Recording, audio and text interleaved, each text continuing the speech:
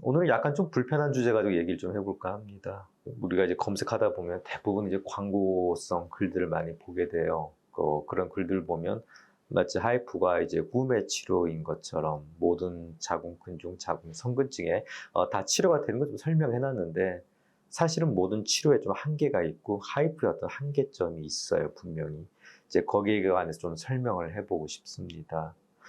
이제 하이프 시술하기 전에 꼭 MRI를 꼭 찍어봐요. MRI를 찍는 이유 중에 하나는 근종 성근증이 아닌 혹시나 뭐 암이 의심돼요. 그럼 크게 드물은 경우가 있어요. 그럴 때는 그냥 좀 수술로 돌려요. 수술해서 한번 조직 검사 확실하게 해봅시다. 그리고 돌리는 경우가 있고, 그보다 더 중요한 MRI 찍는 이유는 근종이 내부 상태가 어떤지, 캐릭터가 어떤지가 굉장히 중요합니다. MRI 상으로 근종을 분류할 때 뭐 타입 1, 타입 2, 타입 3 이렇게 분류를 많이 하는데 타입 1일 때는 이제 근종이 이제 MRI T2에서 그냥 좀 까맣게 보이는 거고 저강도 신호를 보인다. 까만 거는 콜라겐이 많고 약간 좀 푸석푸석한 자궁 근종이에요.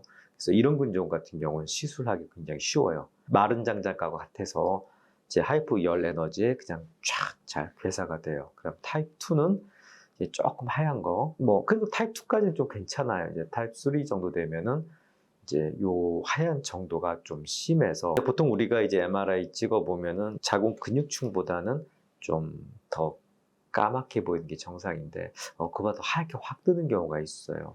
이제 그런 경우는 뭘 의미하냐면 자궁 근종 안에 좀 액체 성분이 많다. 주로 이제 혈액 성분이고요. 이제 그런 경우는 좀 치료에 좀 굉장히 저항을 보이는 경우가 많습니다. 그래서 어떤 그룹에서는 타입 3면 절대 하입하지 말라고 얘기하는 그룹도 있고요.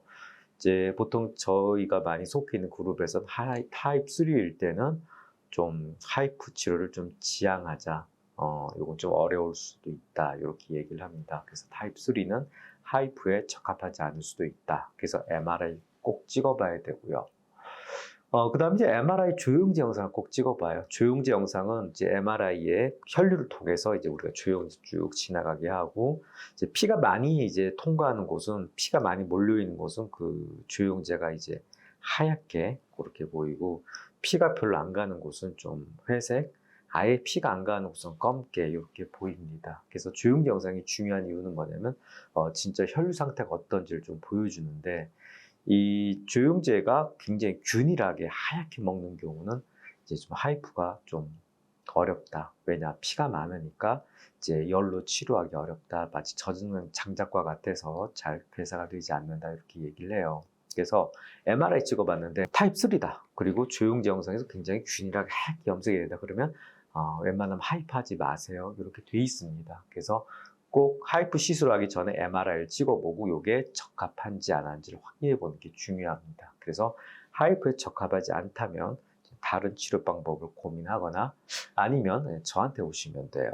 저 같은 경우는 젖은 장작을 좀 말려서 이렇게 태우듯이 이 자궁 근종을 좀 부분 색전술로 좀 피를 덜 가게 만든 다음에 하이프를 갖다가 이렇게 해요. 그렇게 했을 때는 굉장히 어려운 케이스도 굉장히 쉽게 바꿔줘서 치료할 수가 있습니다. 그래서 MRI가 꼭 중요하고 꼭 그렇게 피가 많은 근종들은 꼭 피를 갖다가 좀 일시적으로 좀 덜 가게 만든 다음에 하이프를 해야 됩니다. 그래서 꼭 이제 하이프가 무조건 맞는 건 아니다. 하이프가 어려울 땐 그렇게 부분 색조를 수술을 통해서 좀 쉽게 만들어준 다음에 해야 된다. 이제 이렇게 얘기하고 싶고. 근데 사실 부분 색전술을 꼭 하이프가 불가능한 어떤 케이스에만 쓰진 않아요. 요즘에는 딱 봤을 때 신경이랑 가깝다.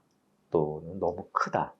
이제 그런 경우는 열 에너지가 많이 필요하고 또 열을 많이 썼을 때 특히 신경에 가까울 때 신경에 열이 전달됐을 때 이제 합병증이 생길 가능성이 높아집니다. 합병증 가능성이 좀 높다, 좀 찝찝하다, 난 좀 안전하게 좀 마음 편하게 하고 싶어.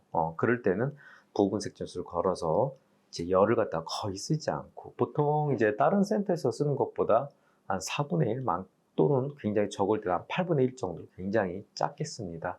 열이 적게 쓸 때는 이제 합병증 가능성이 거의 없어지기 때문에 좀 마음 놓고 시술할 수가 있습니다. 자, 그래서 정리하면은 하이프가 굉장히 이제 안 되는 케이스는 꼭 부분 색전술 건다. 그 다음에 하이프가 좀 되긴 하지만 뭔가 좀 합병증이 난 좀 걱정이 돼. 좀 그런 경우 찝찝한 케이스일 때도 이제 부분 색전술을 겁니다. 그래서 부분 색전술 플러스 하이프. 요게 굉장히 하이프에는 좋은 치료법이라고 생각합니다. 이상입니다.